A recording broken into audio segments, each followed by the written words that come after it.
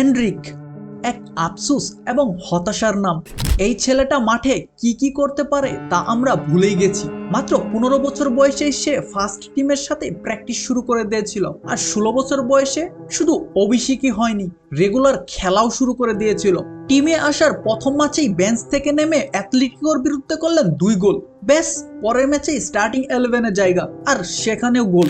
তাই তো মাত্র 17 বছর বয়সে রিয়াল মাদ্রিদ তার কন্ট্রাক্ট রেডি করে ফেললো, আর সেখানে যাওয়ার আগে ওয়েম্বলিতে খেলতে নামলেন ব্রাজিলের হয়ে, আর মাঠে নেমে রেকর্ড করে বসলেন ওয়েম্বলিতে সবচেয়ে কম বয়সী প্লেয়ার হিসাবে গোল করার রেকর্ড, তাও আবার ইংল্যান্ডের বিরুদ্ধে ম্যাচ জেতানো গোল।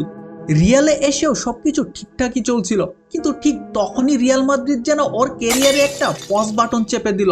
বিশ্বাস করেন, মানুষ রীতিমতো ভুলতে বসেছে আসলে এই ছেলেটা কি করতে পারে। রিয়ালে 1.5 বছর থাকার পরেও ও খেলেছে মাত্র 946 মিনিট। ভাবা যায় এটা?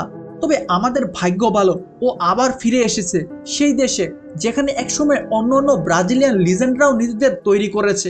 সত্যি বলতে নতুন করে ডেবিউট ম্যাচে ওর গোলটা দেখে আমার মনে পড়ে গেল ও কত বড় মাপের ট্যালেন্ট। সিজনের বাকি অর্ধেকটা দেখার জন্য আমি লিটারেলি এক্সাইটেড।